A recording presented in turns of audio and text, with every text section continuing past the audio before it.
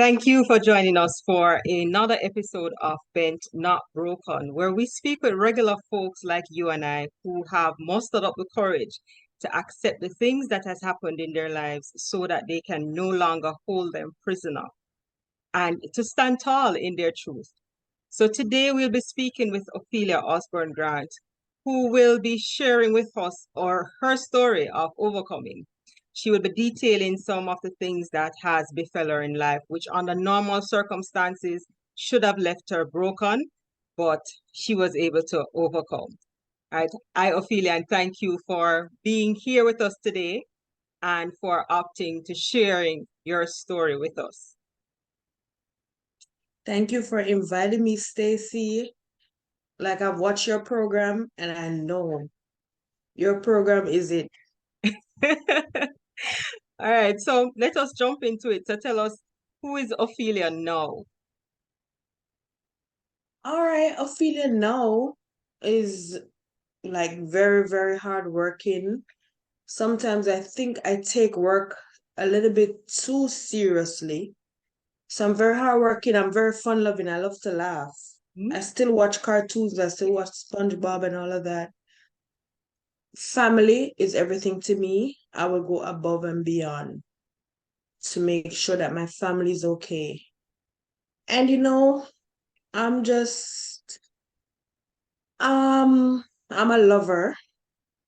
I I love deeply, Okay. and that's it. I'll just do whatever I can. I'll go above and beyond for my loved ones. Mm-hmm. All right. So were you always this person, or did you gradually kind of get to where you're at now? I mean, I was always a loving person. I'm the person in the middle, this side. I'm just connected. Like I'm always in the middle. I'm always a lover. Okay. And but what I used to be, I used to not have self-confidence. And that I'm learning gradually. Okay. And that's always a good thing, once you can be confident in who you are, it gives you that freeing feeling of, not waiting to be validated by, external parties.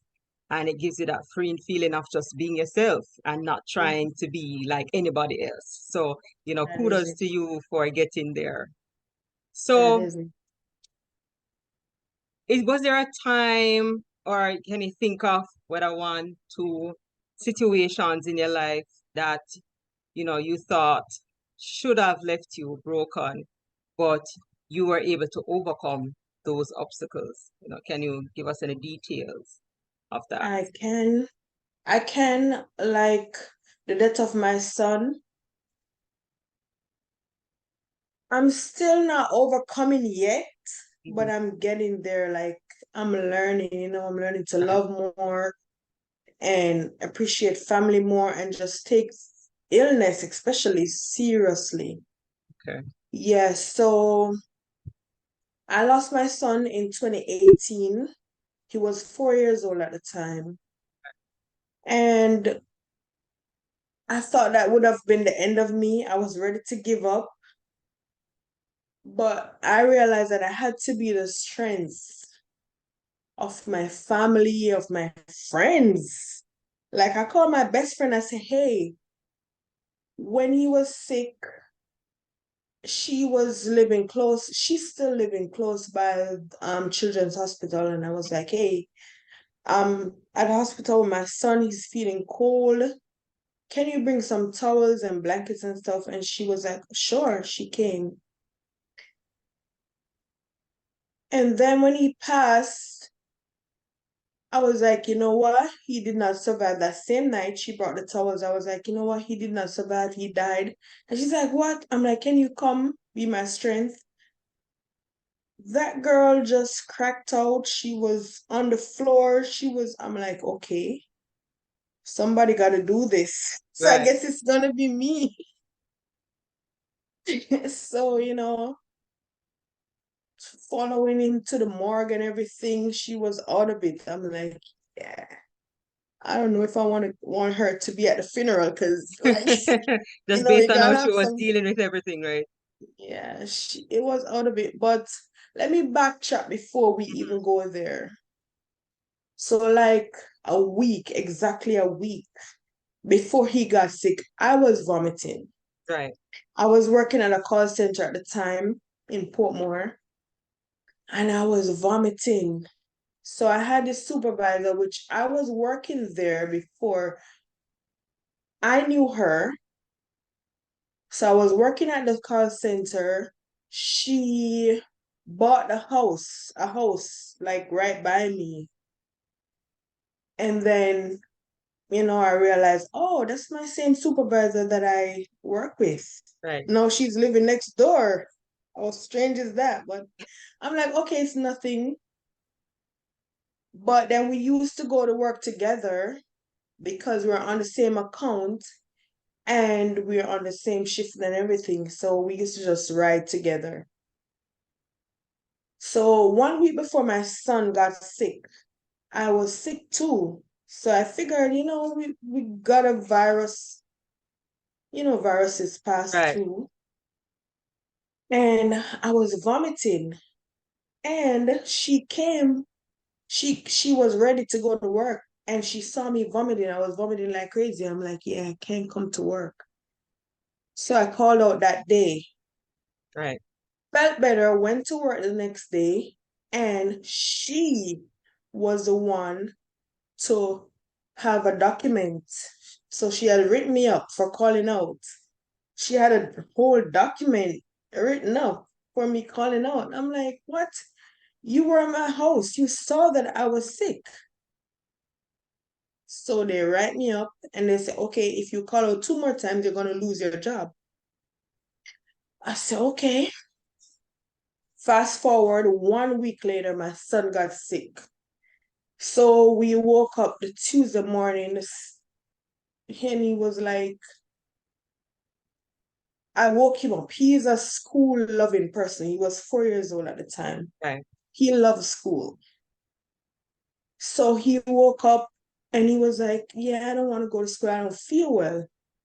So I'm like, my son don't want to go to school. That's strange. right, So I'm like, okay, he must be sick for real. And then he loves tea. So I said, okay, because I was on my way to work. I said, you want me to make you some tea and you just drink the tea and go back to bed? He was like, no. So I'm like, wait, my son is refusing school and tea? No, something is wrong. So I made the tea, however, he didn't drink it. He just went right back to bed. But me now thinking, okay, I'm the breadwinner, I'm the one holding down the family. right. They already written me up. I don't want to be calling out. So I'm going to let him go back to bed and I'm going to go to work. Right. Hmm. Went to work. So that was Tuesday. Wednesday, I was off. So Wednesday, I was off. He was not feeling any better. So I said, you know what? Let me take him to the doctor. Hmm. But at the time, they had an issue in Jamaica where you have to go to the health center first. Oh, okay.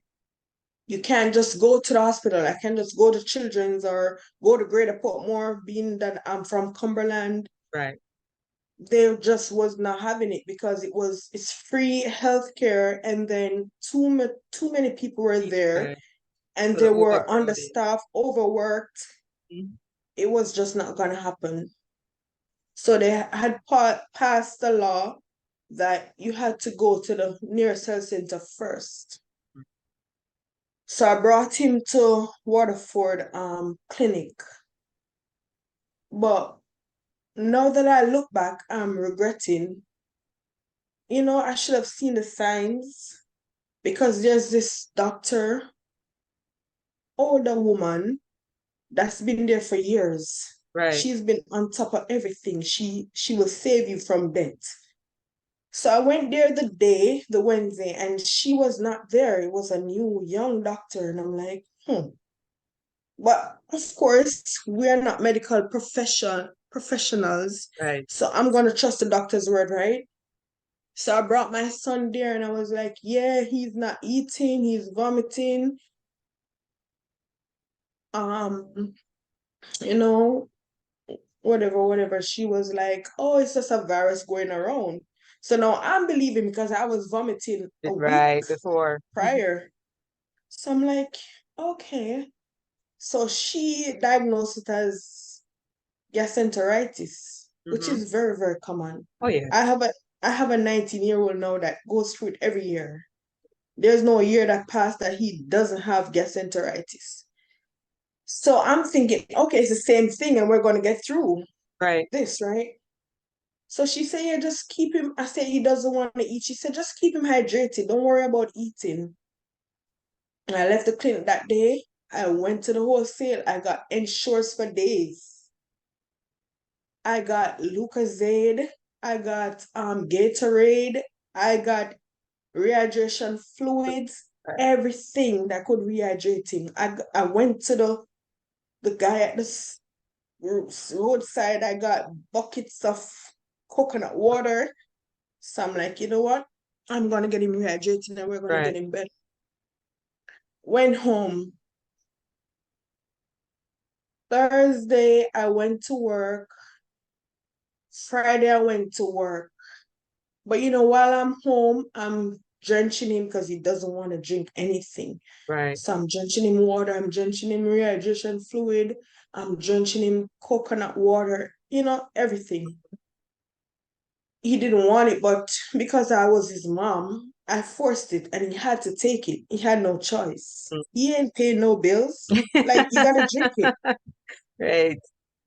Right. So Thursday I went to work, came home, I was like, how is he doing? They're like, he's not doing good, he's not drinking nothing. And I know where I left stuff at. So I Right. know when he drinks from what he didn't drink. I'm like, but you gotta force him more, He's not gonna want it because he doesn't feel well. And he wasn't a big food person. He was like this skinny. He never normally eats. So now I'm like, okay, no, we have to do better. So I used to come home at 2 a.m. and I used to lift him out of his sleep and just start drenching him. Like, you have to get something in your body. Right. So Friday I came home and I was like with my mom, how is he doing? She's like, he's not eating nothing all day or drank nothing all day. I'm like, what? There's no way you can survive without drinking all day. I'm like, okay, took him out of his sleep, started drenching him. And then in the wee hours of Saturday morning, Right. I was like, yeah, for an active child, he's too limpy, he's not moving, he's not. I'm like, yeah, this is not right. So I call up his dad, I'm like, yo, we need to go to children's because we couldn't go to children's before because of the law that they Right. passed. So I was like, okay, I already went to the health center. Mm-hmm. That did not help. Now it's been what? Tuesday, Wednesday, Thursday, Friday, 3 days. This is not working. So I need to take him to children's. So he was like, okay. He got in his car, grabbed us. We went to children's early Saturday morning. Right. So now I'm walking in with this baby. Like, he's 4 years old. He's not a baby. Mm-hmm. But now I have to, because he can't walk no more. And I had him in my arms and I went in. And everybody was just looking at me like, everybody was just looking at me. And I'm like, okay. I didn't get it at the time. But now I look back, I'm saying to myself, they're saying, why is she walking with a dead baby? Mm. But I didn't see it. Like, all I want was my child to just recover. Right. So I brought him in. They put drips on him, and he complained about how he was cold and how he was thirsty. But because he had the drips on, I could not give him. I asked the Right. nurses, they said, you can't give him water. He's getting everything he needs through that drip. Mm-hmm. But he was complaining about how cold he was. So that's when I called my best friend and I say, hey, because she lived nearby. I say, hey, Jalil is saying he's cold. Can you bring some towels or something? And in less than 5 minutes, she was there with the towels and everything. So I wrapped him up. And I was talking to him. I said, are you feeling better? He's like, yeah, but I'm thirsty. I said, I can't give you water, my baby. I can't give you water. Right. Nurses and doctors order, I can't give you any water. So, we were there. So he got a few drips and then they took him off the drip and they gave me rehydration salt Right. and said, okay, drench him by mouth with this. So I was sitting there and I was drenching him, and I'm drenching him. He's gapping every time I give him. He's gapping, and this don't seem right. And then there's a worker that walked up to me and she was like, was he born sick? I said, no, he just got sick a few days ago. And she said, she looked at me like she's like, you're crazy to think that child is gonna live. But Mm, now I'm looking at it. When I'm looking back, I'm realizing her facial expression, but I didn't understand it at the time. right. So I was still drenching him, and everybody was just looking at me like, now I look back, I'm thinking they're thinking, why is she feeding this dead baby? You know? But I didn't see it at the time. He was still talking. He Mm, could still comprehend. If I said something, he would, if I drench him, he would swallow. So he's alive right. in my mind. So after a couple cups, I realized that he started gasping for breath. And then the first time I've ever seen somebody eyes roll over was that day. I've heard about it, never experienced it. He was in my arms and I was drenching him, and I saw his eyes roll over like twice. Like you could see only white, Right. then the black Mm, come back, then only white.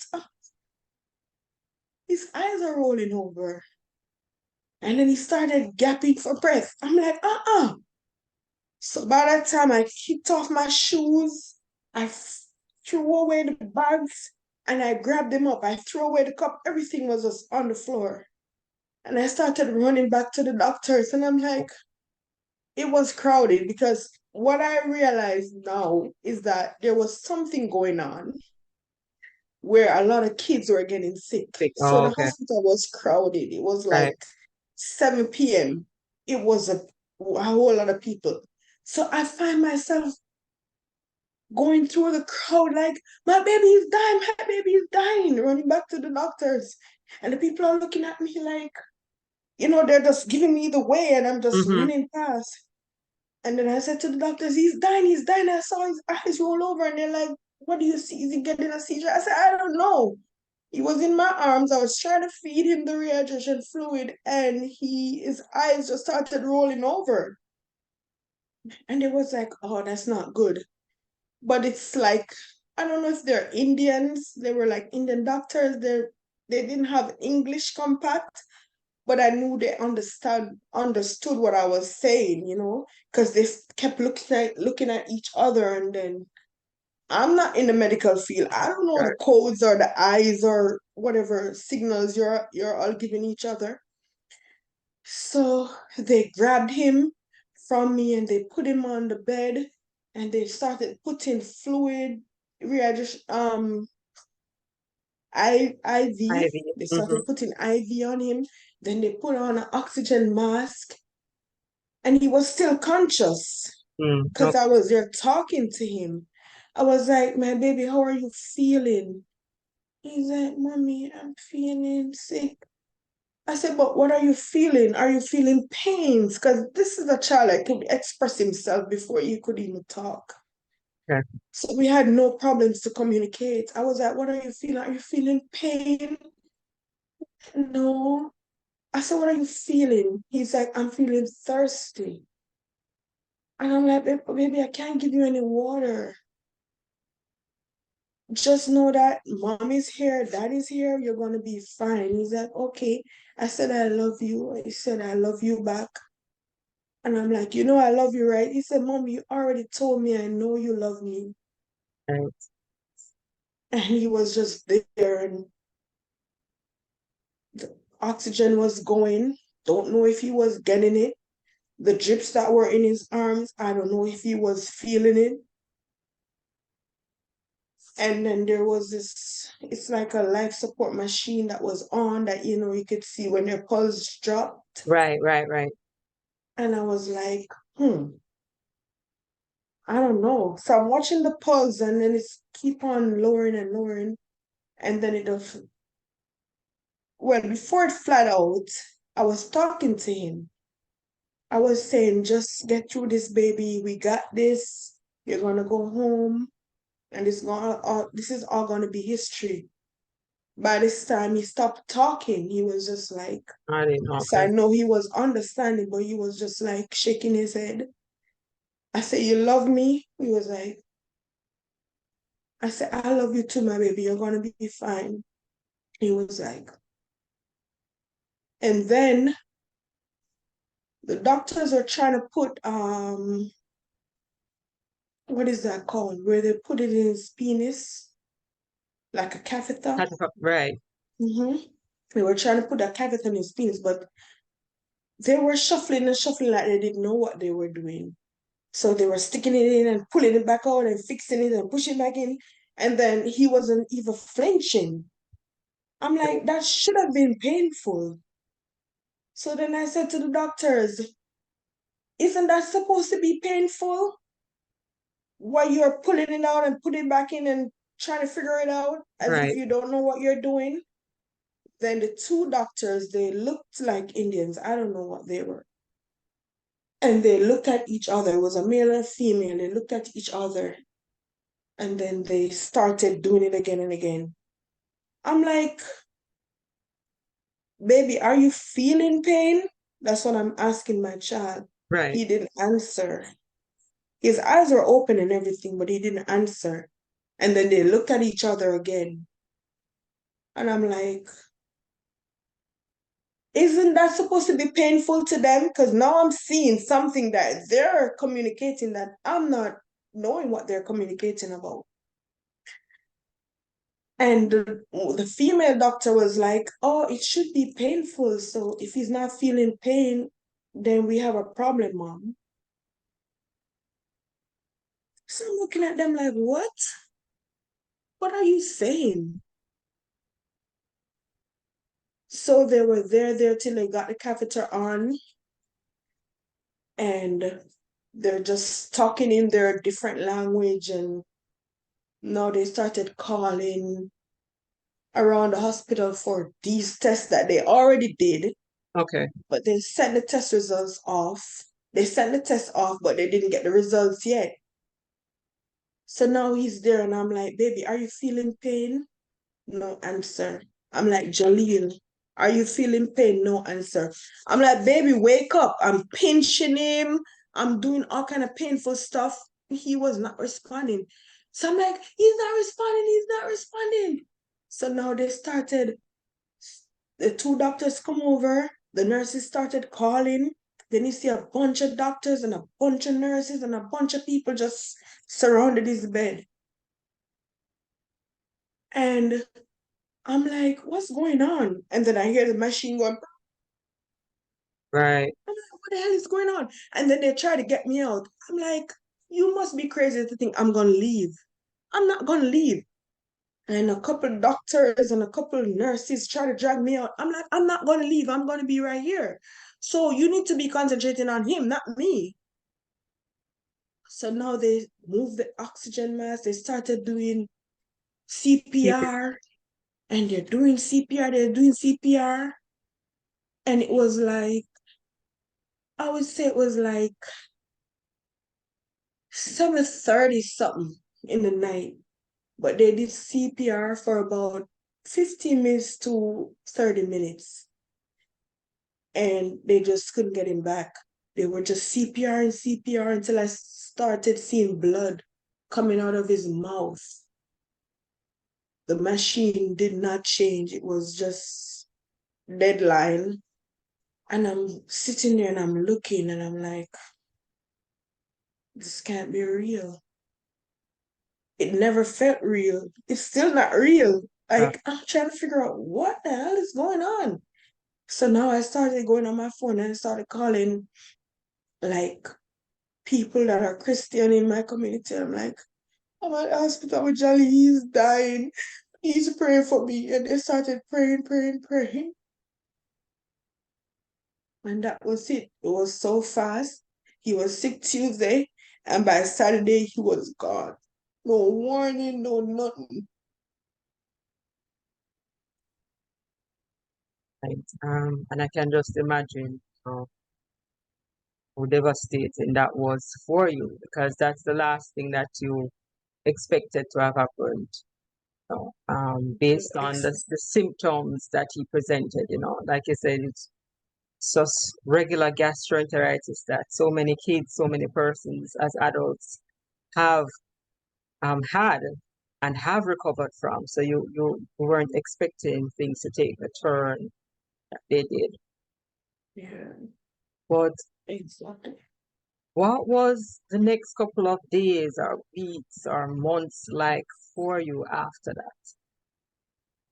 So he died February 24th of 2018, and then he never got buried until March.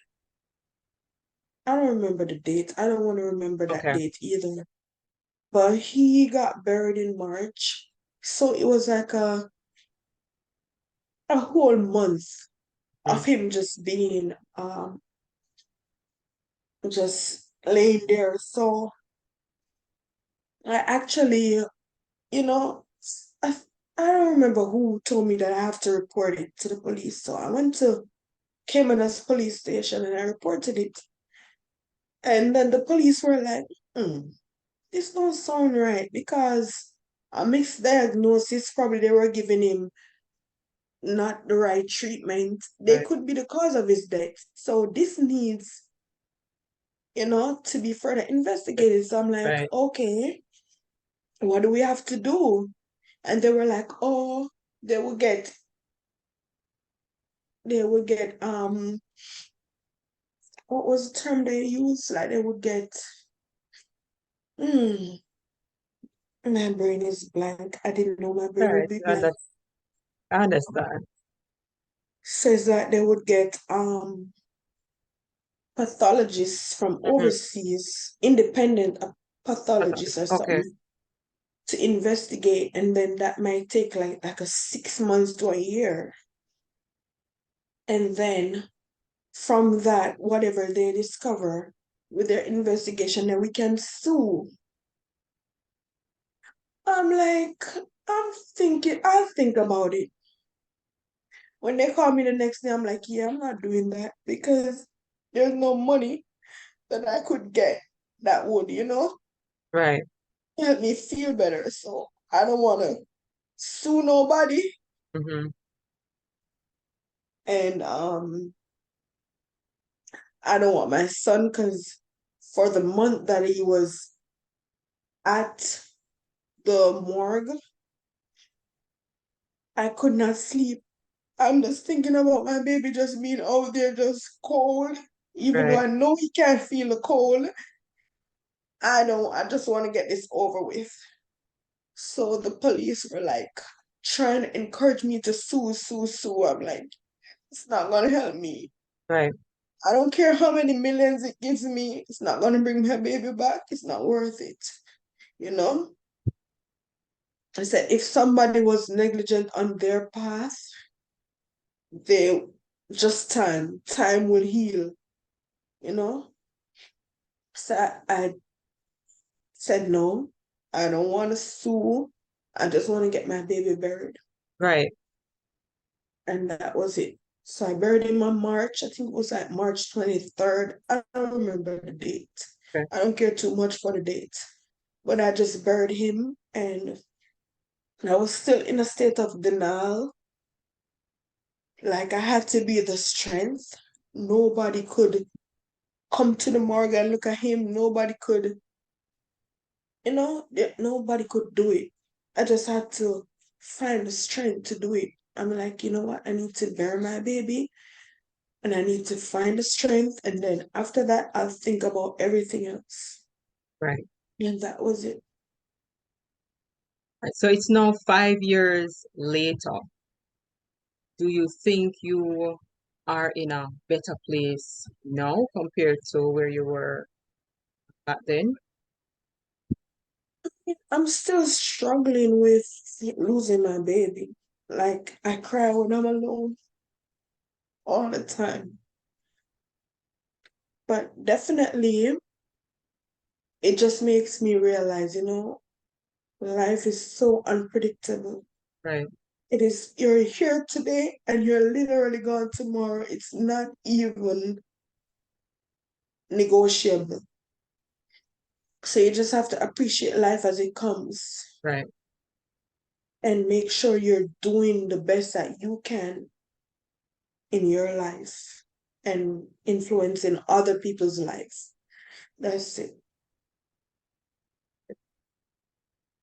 So if it is that you were to leave any words for anyone who might be coping with a similar situation as yours, you know, what would you tell them? Is there anything that you think that worked for you that they could also, probably employ in their situations that would make a difference? Like, is there anything that you think that helped you, even though you're not fully there, but helped you throughout the past 5 years to, at least get to some place of acceptance?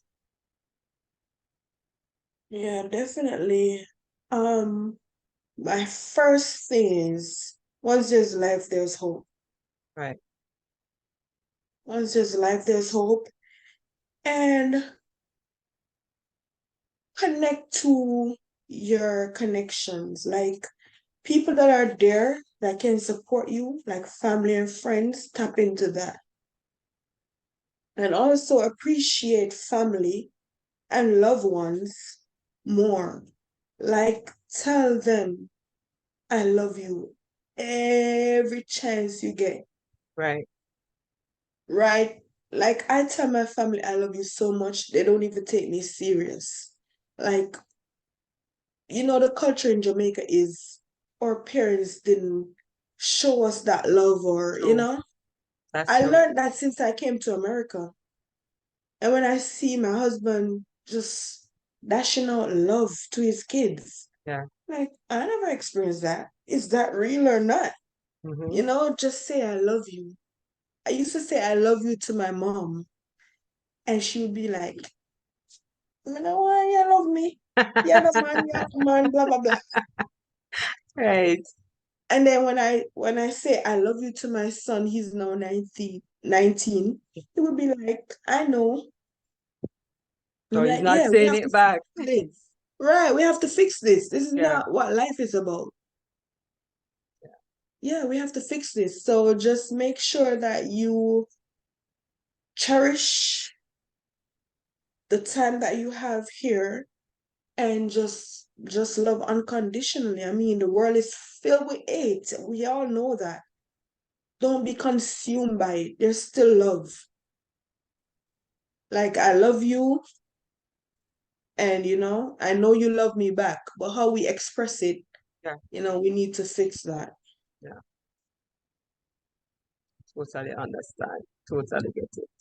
And like you said, the culture, how we were raised has a lot to do with it and Mm, us not feeling confident in expressing, our love because that's not how mhm, we were raised, that's not mhm, that wasn't the norm in our upbringing. So it's kind of difficult for us. But mhm. I just want to thank you for being brave and coming here and sharing your story with us. I'm sure, somebody else watching this interview will gather some strength, some inspiration from, you sharing your truth. And we just want to continue to encourage you on your healing journey. And, I just want to leave with you one of my favorite scriptures, which is Romans 8:28, which says that, all things are working together for the good of those who love the Lord and who is called for his purpose. So we know, you lost your son, the time that you got with him in your mind was too short, but I'm sure you have some beautiful memories that you will cherish, will stay with you for the rest of your life. So we just want to thank you once again, Ophelia, for being here with us and for sharing your story. Thank you. It was nice to be here too. All right, so by Mental Fit Tribe, that's it for this episode of Bent Not Broken, but we'll see you again very soon.